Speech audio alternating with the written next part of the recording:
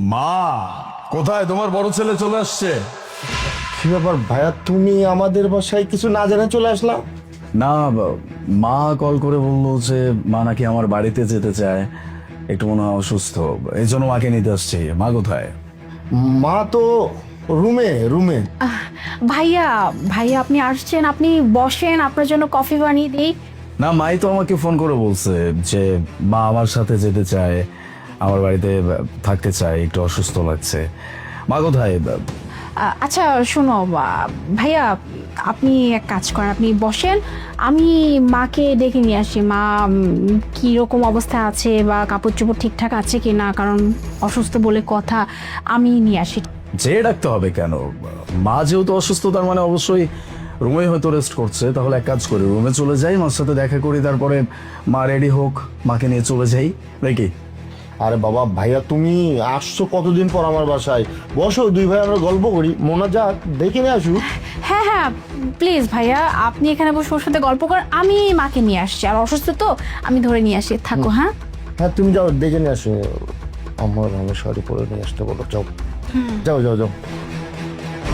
এই বুড়ি, তুই যে এত অসুস্থ, তুই যে তোর ছেলেকে ফোন দিয়ে বললি, এই কথা তুই আমাকে কেন বললি না?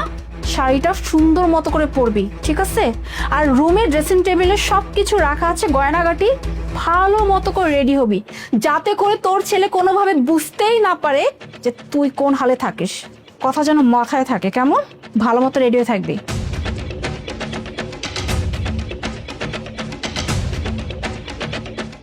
বাবা চল।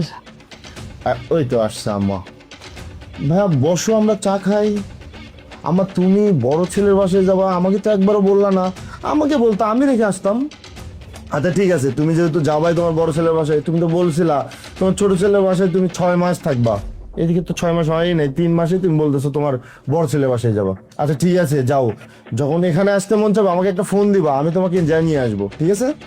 মা তাহলে চলো যাই, তারপরে যখন তোমার আবার মনে হবে তুমি তোমার ছোট ছেলের বাসায় আসবা, আমি রেখে যাবো, ঠিক আছে? আসো, চলো বাবা চলুন। চলো।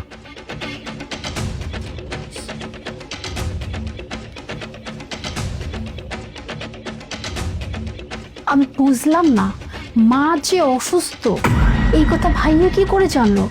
আর উনি অসুস্থ এটা তো আমরাই জানি না, আর ভাইয়া আসলো আর নিয়ে গেল। কেমনটা লাগে যে চিন্তা করো। আরে বাবা, আমিও তো বুঝতে পারতেছি না, আম্মা অসুস্থ অথচ আমি জানি না। ভাইয়া আসলো আর আমারে নিয়ে চলে গেল। আচ্ছা যাই হোক, গেছে ভালোই হয়েছে, বেশি দিন থাকলে সোসাইটির লোকজন আবার বুঝতে পারতো। তুমি আছো তোমার সোসাইটি নিয়ে, হ্যাঁ?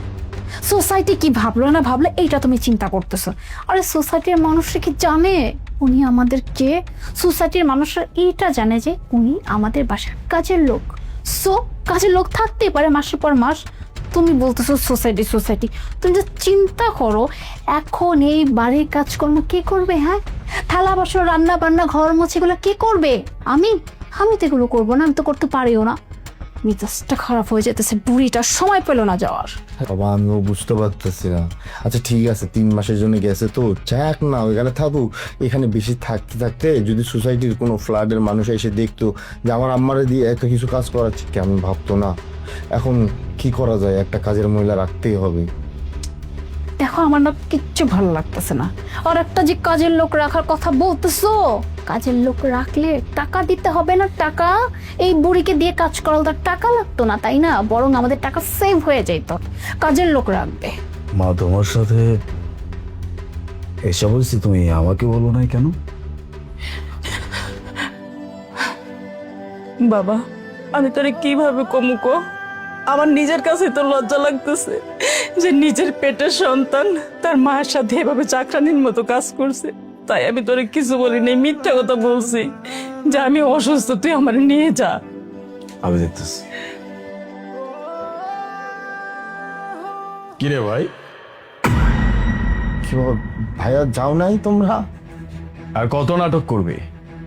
হ্যাঁ, মায়ের উপরে এরকম অমানবিক অত্যাচার, বউয়ের কথায় মায়ের সাথে খারাপ আচরণ, মাকে দিয়ে সমস্ত কাজকর্ম করানো, আর কি করবি? মানে ভাইয়া তুমি কি বলতেছ আমি তো বুঝতে পারতেছি। আর একটা কথা বলবি না তুই। কি ভাবছিস হ্যাঁ, নিজের মায়ের সাথে এমন জঘন্য কাজ করার আগে তোর তোর একটা বারো বিবেকে বাঁধলো না রে? হ্যাঁ, আমি তো বুঝতে পারি নাই। আমি না তখন থেকে এটাই ভাবছিলাম যে এই মা আমার বাড়ি থেকে বলে আসলো সে তার ছোট ছেলের বাড়িতে 6 মাস থাকবে। সেই মা 3 মাসের মাথায় আমাকে ফোন করে কেন বলছে, বাবা আমাকে এখান থেকে নিয়ে যা, আমি অসুস্থ, আমি এখানে থাকতে চাই না। আমি এখন বুঝতে পারছি মা তো আমাকে মুখ ফুটে বলতে পারে নাই, নিজের ছেলের সম্পর্কে এরকম লজ্জাজনক কথা একজন মা তার মুখ থেকে বলতে পারে নাই। আমাকে মিথ্যা বলছিস? এই গেটের বাইরে দাঁড়িয়ে তোদের দুজনের সমস্ত কথা আমি শুনছি। মাকে দিয়ে বাড়ির কাজ করাস? মা কি বাড়ির কাজের লোক রে? এই মানুষটা কত কষ্ট করে বড় করছে আমাদেরকে, ভুলে গেছিস? নিজের বউয়ের গোলামি করে মায়ের সাথে এমন খারাপ আচরণ করতেছিস দিনের পর দিন। তাকে দিয়ে বাড়ির কাজকর্ম করাচ্ছিস, তার তার শরীরটা পর্যন্ত অসুস্থ হয়ে গেছে। এতটুকু মায়া কাজ করে নাই তোর। আমি কাকে কি বলছি? আমার তো এখন লজ্জা লাগছে, তুই যে আমার ভাই এই পরিচয়টা দিতে এখন আমার লজ্জা লাগছে। ভাইয়া কি সব বলতেছো তুমি? আমি তো বুঝতে পারতেছি না। মা তোমার দিয়ে মোনা কাজ করাইছে অথচ আমি কিচ্ছু জানি না। আর কত নাটক করবি, কত মিথ্যা কথা কবি, আর হ্যাঁ কত মিথ্যা কথা কবি। তোর মিথ্যা কথা দেখা না আমি হয়রান হয়ে যেতেছি যে তুই আমার সন্তান, আমার ছেলে। আরে আমি তো ভুল করছি তোর এখানে আইসা। আমি তোর এখানে আসার জন্য আমি আমার বড় ছেলের সাথে ঝগড়া করছি, ওরে বুঝাইছি। ও আমার নিষেধ করছিল বারবার যে মা তুমি যাও না, তুমি আমার কাছেই থাকো, আমার কাছে তুমি ভালো থাকবা। আমি কইছি না, আমার ছোট ছেলের বউ, ওরা আমারে খুব ভালোবাসবো, খুব যত্ন করব, ঠিক মতো খাইতে দিব, আমার সমস্ত কাজ করে দিব। কিন্তু আমার ধারণাটা ভুল ছিল, আমি ভুল ছিলাম। আমি আমার বড় ছেলের কথা শুনি নাই, আমার বড় ছেলের সাথে খারাপ ব্যবহার করে আমি তোর কাছে আসছিলাম। আর তোরা কি করলি আমার সাথে? বাবা জানোস, আমি না তোর কাছে এই সমস্ত কথা কইতে আমার লজ্জা লাগতেছিল, তাই আমি বলি নাই। কিন্তু এখন আর কথাগুলি না বলে আমি পারলাম না। ও ওর বোর কথা ধরে আমার সমস্ত কাজ করাইতো, আমার ঠিক মতো খাইতে দিত না। বিশ্বাস কর বাবা, আমি যদি কখনো অসুস্থ থাকতাম, ওরা দুই জামাই বউ আমারে কখনো একটা টাকার ওষুধ পর্যন্ত আইনা দেয় নাই। কিন্তু হ্যাঁ, বাড়ির সমস্ত কাজ করানোর লিগে সবসময় আমার সাথে সাথেই ছিল।